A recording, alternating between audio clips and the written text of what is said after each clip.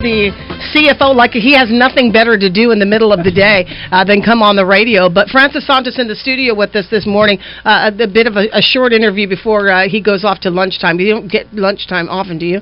Actually, I do. Okay. I need the break, and today, actually, I'm supposed to get together with the class of 75. And really? Yeah, I mean... What are you guys doing? I mean, these guys are actually trying to plan a gala. I mean, yeah.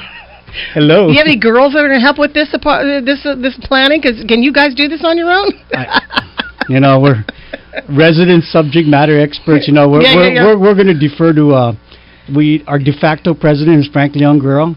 So in typical Dueñas fashion, we got to blame somebody. Well, this is true. That's it. That's how we do it at Academy. Yeah. It's the same thing. It's all the same mafia.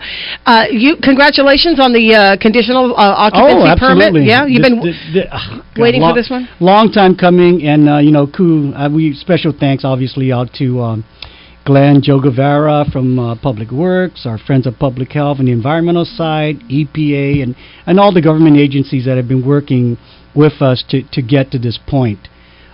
This is good news for us, obviously, so we can actually physically start walking into our facility and start the necessary training and setup of our facilities. Because at this point, Patty, we're running against the clock to try to really, get to the point where we want to provide and see our first patient. Yeah, and are you on schedule as far as the permit goes? Were you expecting that this was going to happen like an any day moment? Well, we've been working very closely with obviously all the agencies, and every day we have yet one other issue, and finally we've reached that point. Mm-hmm. So we're excited obviously, and now the real work begins as far as getting the equipment that really, is critical to the operations of a hospital to start being in place, the necessary training, most especially to the frontline staff. Our nurses are just as good as they are with the equipment that we're providing to them. But they haven't yet been in this facility, so So I mean, talk about training for the past, some of these people have been on for a year. I mean, well, it's kind of like going to war. You know what I mean? You do a lot of training, but you actually don't step on the battlefield, right? They're pretty eager to get out there. I'm excited for all of them. I mean, this has been a long time coming. So, for those of us that actually have walked the halls of our new facility, I mean, they've all been asking, please, sir, when can we come up to see this? Well, now is going to be their chance. It's actually a phase-in type arrangement that we have, and selected few will start the process of actually getting into the facility itself. So first and second floors only. There is a ground floor. Okay. First floor and then a second floor. Okay, so what's on all these floors? Ground floor, to me, the most important part, that's receiving and the warehouse, our central security staff. The other most important part, we actually have a cafeteria. And the name cafeteria. Well, as Guam goes, let's get that permit for the cafeteria. And of course, that's the name of our facility. It's Boca City. It's actually my Primo Clifford will be running it through GFS. Oh, no kidding. Oh, yeah. So it's all source, and we're excited for them. But again, we'll handle all our dietary needs through them. Nursing and part of our materials management staff is on the ground floor. First floor is all the patient stuff that we start. Patients admissions, ER actually. One of the core things I always call it the Micronesia Mall side is where the actual entrance is for the emergency room side. So you come in that section there, radiology, critical part, and our chemo sections down there, and our specialty clinic is also on the first floor. Second floor, core ICU is on there. Okay. Operating rooms and that sort. So that, and then of course we continue to do the work on the third, fourth, and fifth floor. So where have all of these people been all of this time? Clustered where? We have the nurses actually clustered in over at Anigua, in the old Ambrose warehouse. Has actually been our main training site. We have them scattered out. We have an office at St. Anthony. We have an office at Oka. And, of course, we have that specialty clinic where we have some ongoing training. We also want to send a special thanks out to those clinics that actually have partnered with us to allow our nurses to come in and do some training, real hands-on training on patient care.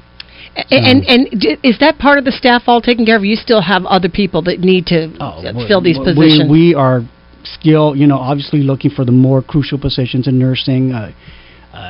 Hats off to Dr. Mike. I mean, Dr. Mike is tirelessly going out there trying to recruit physicians to join our team. Yeah. And that in itself, I mean, but we're excited because, as Mike calls it, the tip of the spear stuff for him is typical military language. Yeah. He's a soldier. He can figure that out. He's been really pushing the 3 disease factors that are known for us as cancer, the stroke issue, and of course the heart attack, having cardiovascular issues. So Mike is tirelessly working with doctors and recruiting local people. The good news for us is Dr. No Conception will come back home. Is he really? Dr. No Conception is coming home. Wow, is that the announcement just today? That's you. That's you ringing, not me. No, he actually is going to come home and run our cardiovascular unit. That is a big deal. Yeah, absolutely. Because Dr. Conception has been coming back on just on a temporary visiting basis, and they set up like a mash tent up at GMH to try to make that happen when they were doing that. So now it's the real deal. Wow, it's been a long time for him. Yeah, so we've actually worked with him, and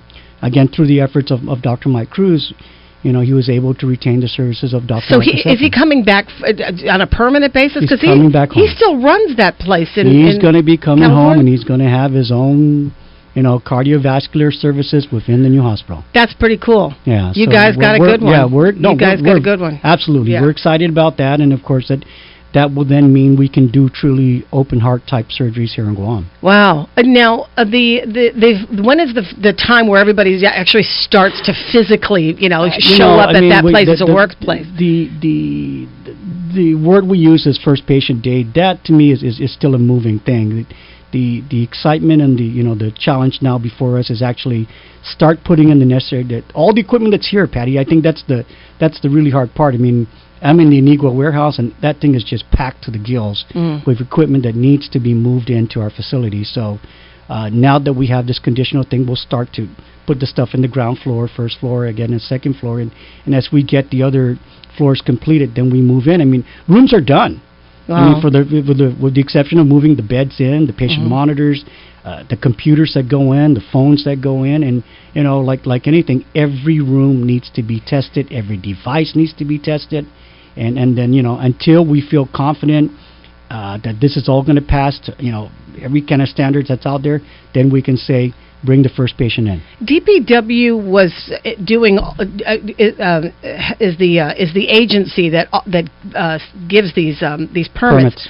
But what is the expertise at DPW when you're dealing with a hospital? That might be a little bit out of a lot of people's league. Well, I think at the end of the day with Glenn and his group, and I was there one day when he came with Mr. Joe Guevara. I think from a construction site, that's still, their purview, right? So that doesn't, again, for most of our challenges, we're talking about a hospital, which is really, we never, in terms of the public side, we never really done one.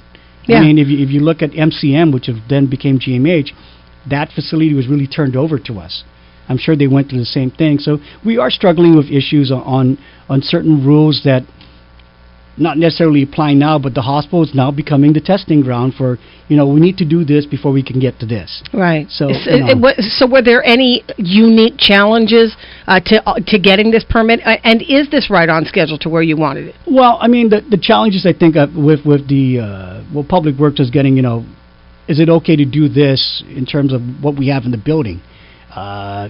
I know the one that I've been involved in is our pharmacy, for example. We've never really opened a true hospital pharmacy outside of this pharmacy in there, and with the state-of-the-art equipment that we've brought in, I mean, the pharmacy board were just saying, we're really going to do all this, and we said absolutely, because that's the stuff that we've bought. So they've come in. We have machines that you're actually going to have it all barcoded, and in order to push that, you have to actually sit at a computer. This must be a learning adventure for you too, because I mean, as much as you've been in the industry, not this side. Yeah, I mean, believe me, Patty, it's exciting. I mean, my mom worked in a hospital, but obviously nothing to this magnitude that you see. She's old school nurse, man. This, I mean, but again, those still apply. But I think just the technology that we're bringing on board. Yeah. And even the way we're going to do things. I mean, but again, like the pharmacy one, for example, they came back and said, hey, we're concerned about your windows not having is it shatterproof and all this kind of stuff. We just look at that and we said, we hope not to have that. But, and I think when you share that thing, it's someone just said, I remember working in a hospital, and if someone came in that just wasn't, they just hit this silent alarm and everything drops. I mean, there's a bar that drops. And is that how it is there? Is that no. It's just, we're going to have an alarm and it triggers and everybody, I guess, comes running. But again, I think all those, the true experts in the hospital, we just sit there and say, we really do that? A lot of stuff you never thought you had to think about. Yeah. I just sit there and I listen to all the nursing side especially says, God, we're going to do this, right? But when you're doing that, are you also trying to tally up the totals in your mind? Because your job is finance. Every single... Cha-ching, it's all you hear. I'm just sitting there going, guys, we need to hurry up because, Well, this must be, it's a good step in progress for you because now all of these places that you've been renting out, right? All of these satellite areas are all now going to come together. Yeah, I think the excitement for the employees actually is now they get to go to their home, if you want to call it that. And that to me, they've been waiting. Every time I've gone out and said, would you like to come with me on a site tour because I'm bringing other people in, and they all jump because how come they, I said, look, we can't take everybody at one time because we're restricted, but, we give them the excitement of coming in to see the facility. And, I've had people from off island, Patty, they're just absolutely amazed at what we got. Yeah. Yeah, and they just said, this is really going to bring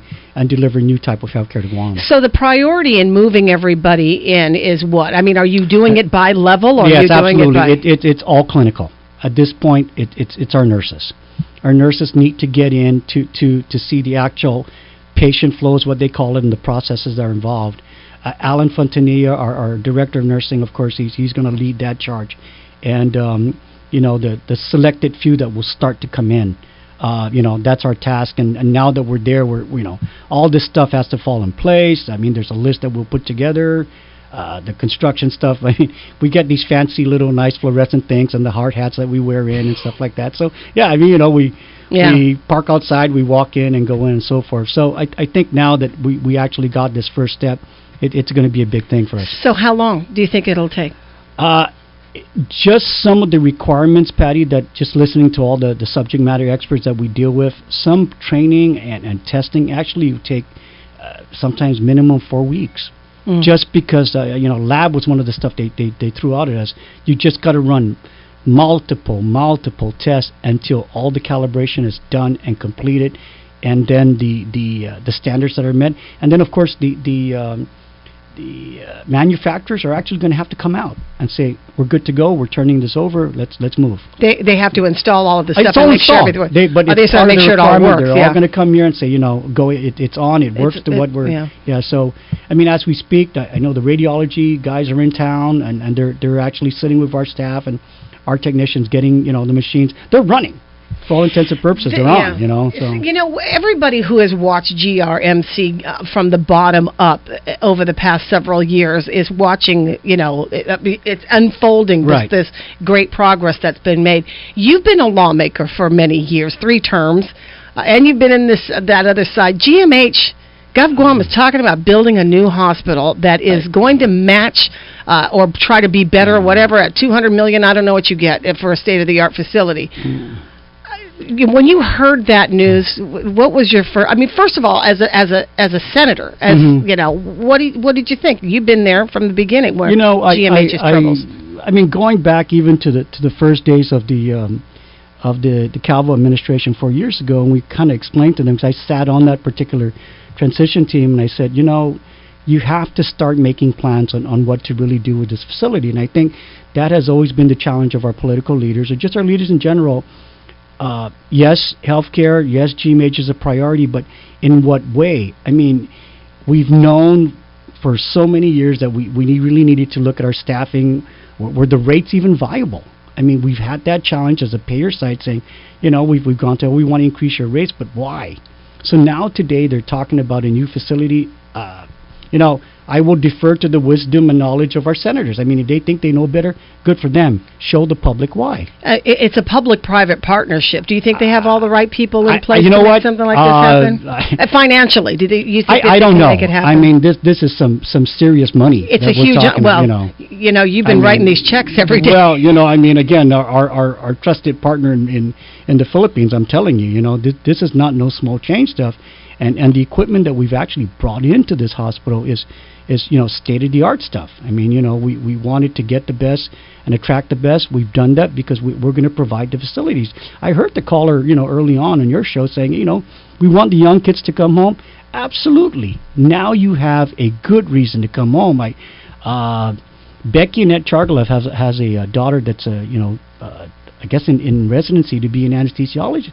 I said, now she can come home. Is that what they're waiting? Do you think that they're? Some of the stuff that I know of when you talk to our local kids, that are out there and says, come home, because our facilities are not there. I'm trained in this. We don't have that, and okay, so now we have a facility.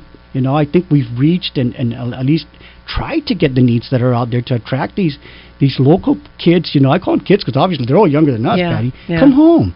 I mean, I we need you. Obviously. Well, I think the big fetch was getting somebody like Dr. Noah Conception, because he's been doing this for a long time. I would have thought that he'd be ready to retire rather than. I heard that news. Honestly, Patty, I was out at a wedding in. Was it August with my good friend Rick Benito, and of course that they're all related. And I sat there and I saw Noel in the crowd and says, "Hey, what's this?" I wasn't still at Stable there. And says, "I hear that you're thinking of coming home." And he just looks at me and he goes, "I think I'm going to do this if the new hospital is really going to do this." And I said, "Okay, man, that's great news for us." Because he's always doing that Modesto group is what we call them, right. And they come through. But from a really medical side, it's always been challenging to do what he's doing. Here on Guam, but now that we have the actual true cardiac vascular type services that we're going to provide, then he's here. Is he building that department? Is he basically calling the shots on that?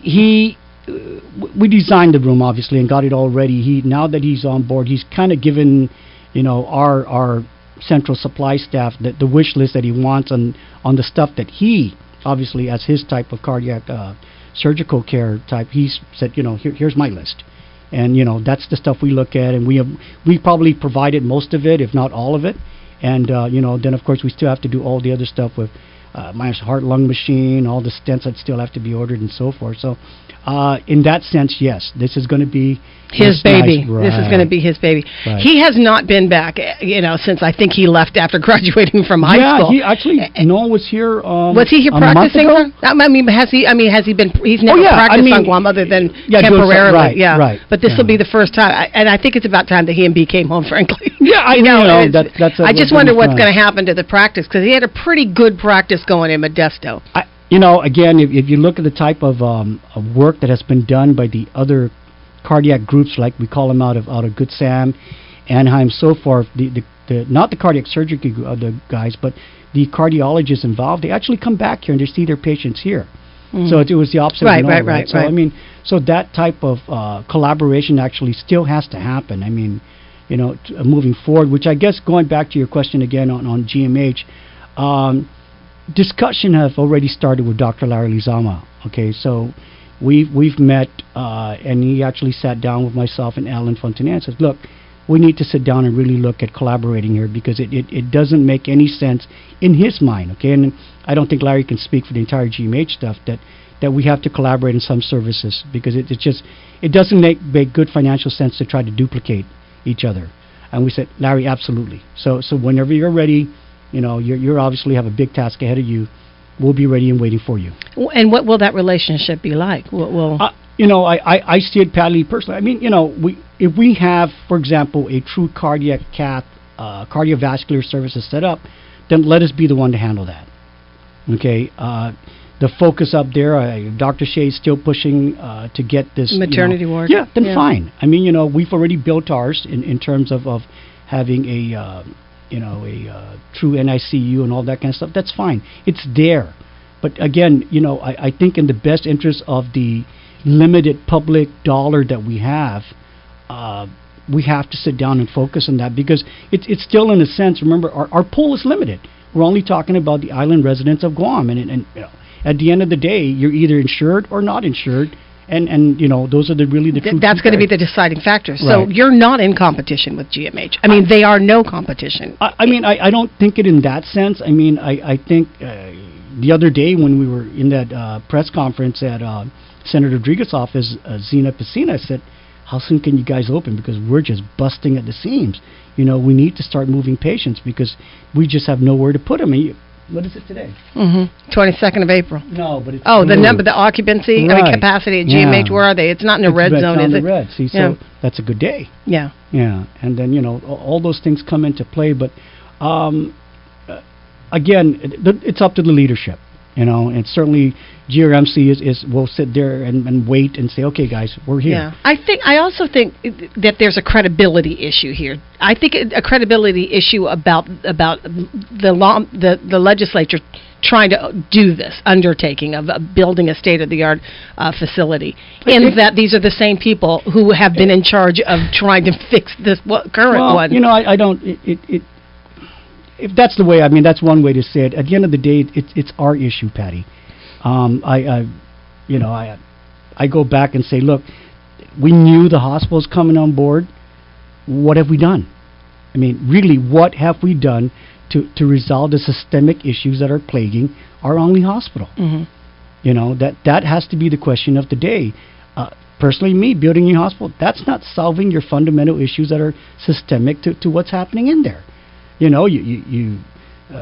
former CFO and the former CEO made all these promises, and nothing came to fruition. Yeah, but that's also sort of something that happens up there all the time. Anyway, we've never really been able to hang on to an administrator for any reasonable length of time to produce any of these results that you're talking about. So I still go back. It's a systemic issue. So that's why I call it a credibility issue. That's why I'm saying it's a credibility issue, because we have not yet been able to hang on to any kind of reasonable leadership to see any of these solutions solved. To make any decision. Yeah. Okay. Yes, you are correct. Yeah. I'm not looking for bad. I know it's not a battleground, but I think the point is whether people believe, or if it's is there really hope for people to believe that GMH can one day be this place, and they look up at GRMC and they go, there's never a hope that I'm ever going to get up there. I guess the better way to ask the question is that, if GRMC never came to fruition, what were we trying to do? Really. Nothing. People were continuing to go off island, and we've known that. Yeah, and it's. That's and exactly again, the point. The off island myth, Patty. It's because you have to do it. But do you really have to if you know the service can be done here? So why wasn't the focus, let's try to keep the service here? And our own private doctors say go somewhere else. I can't even tell you how many times a doctor has said to me, but why don't you go here or why don't you go there? Because the limitation was not, it was because our hospital could not provide the service. I don't, from the insurer side, it's not, we know the burdens that are going to be placed on a family that has to go off island. Right. I don't care if it's the Philippines, it gets harder as you go stateside because it's you don't have family. That to me is the biggest thing. When you don't have family support, you're over there all alone. And it gets really, really stressful. Anybody who's been a caregiver having to take somebody off island knows this feeling. Right. So a question was raised. Do you guys have an agreement? Is there some kind of agreement like there is with GMH and Naval Hospital in the event of emergencies? Where does that ambulance go? That is all coming in place. I laugh because we went up to GMH because the former administrator, Mr. Verga, had called a meeting with the three hospitals, and of course we said yes. So we show up to this meeting, and we're sitting there, and then finally Dr. Lizama comes on and he goes, why are we here? I said, wow, Larry, I thought you called the meeting. He goes, what meeting? I said, oh my God. And I said, I'm sorry, I we're just following what we saw in our schedules that a meeting had been called with obviously something went awry because we were the only ones there and we didn't see Naval Hospital. But the good news is that I think in June we're going to have one. You're going to sit down and have that meeting. Right. Well, that's with the three hospitals. But prior to that, I know we have to sit down because emergencies are going to be a big issue. And we're all bound by EMTALA, so we know the rules. You're going to have to take them if they're closer to you, but if they don't have insurance, you're going to have to move them along. Well, no. Okay, let's get that one straight. Look. There's a federal law there that says EMTALA comes in place. We will deal with the emergencies. We have to. That's our obligation. That's good patient care. Okay? And well, I don't mean shuttling them out after triage. I'm talking about for other extended kind of care. Right. But again, the obligation on our part, it's an emergency, we have to deal with it. Sure. And as would be expected of you. Right. Well, where's your office? What floor are you in? In the new building. In the new building, supposedly, again, I'm supposed to be on the third floor somewhere. Your time will come. Yeah, no, yeah. I said, there I go. Hey, there's nothing wrong with being outside of the, and I always come back and I says, hey, Dr. Cruz especially, Mike, is there such a thing as manager of the weekend or something? And he goes, Francis, we're a 24/7 operation. I go, come on, that doesn't work out that way, Mike. Somebody's got to be in charge, And I said, I'm the last person you're going to ask about a life and death situation. I said, keep your phone on all the time, Mike, because, he's obviously used to that. Yeah, but you're also the go-to guy right now, all the time. Margaret is here or well, not? Margaret is not here, so, And then there's Gloria, so there's a little bit There's all that stuff that comes in play, and we just sit there, and I just sit there and says, okay, so that means my weekends are okay then. And he just laughs. He goes, you think you are, but... No weekends are ever safe. Well, aside from having to do work. So do you have, now do you have an opening date? Are you able, do you have confidence enough to put a number on it? I don't want to even venture on to continue to say that. I think that's always been our challenge is saying, we want it to open October, then December. No, let's just say we've got a conditional permit, and we're going to start doing the work necessary that so we can get the equipment and all the other instruments and everything tested, and then we can give a definitive date as to when we can accept our first patient. Well, everybody's looking forward to it. Great progress is being made, and in between time, Kevin's been doing a good job letting the public know about the services to be expected. Right, so, and that's true. We'll be bugging you all the time until those first doors open, and we do want to go and take a look at the place when we don't have to wear the hard hat. And I agree, because that really does a number in your hair when you come out of there. And I don't like that orange. Yeah, I appreciate you coming in, Francis. Thanks a lot. Not at all. I appreciate it. You're welcome. Congratulations. Thank you very much. Another Bye-bye. great milestone for the Guam Regional Medical City.